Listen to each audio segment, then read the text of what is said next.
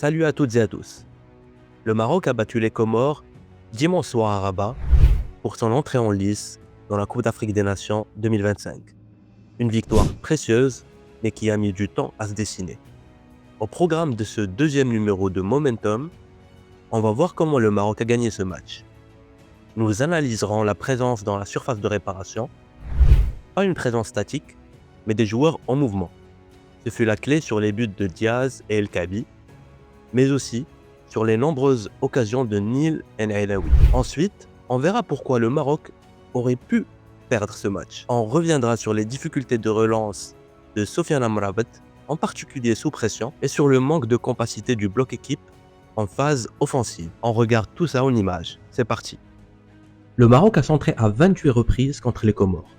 Mais ces centres n'ont pas tous été dangereux, soit par manque de présence ou de mouvement dans la surface de réparation.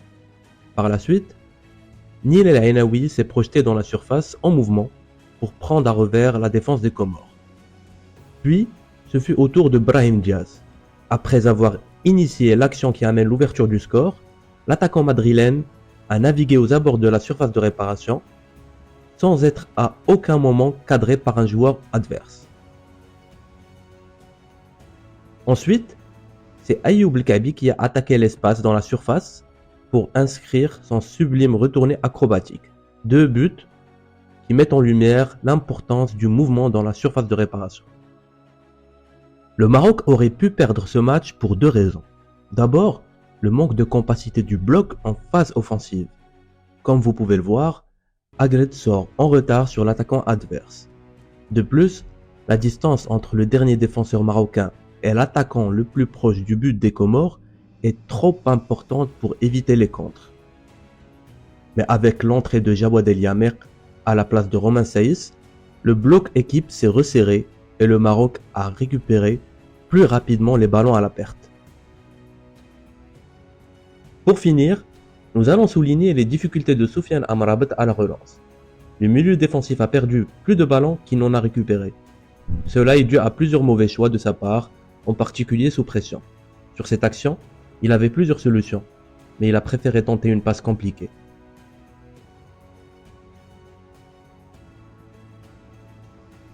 Sur l'action suivante, c'est son manque de prise d'information qui a failli coûter un but au Maroc.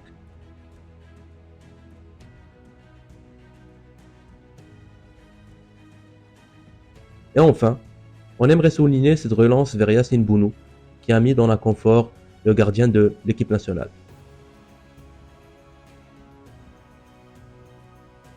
Voilà, c'est tout pour ce deuxième épisode de Momentum.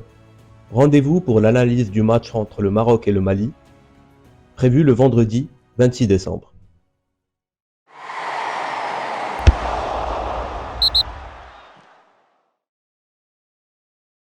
Imaginez un moment de pure tentation. Un carré de chocolat Tentation libérant une symphonie de saveurs gourmandes. Le chocolat qui sublime chaque instant. Chaque carré de Tentation, confectionné avec les meilleurs ingrédients, est une invitation au raffinement et au plaisir ultime. Tentation, succombez à l'appel du chocolat.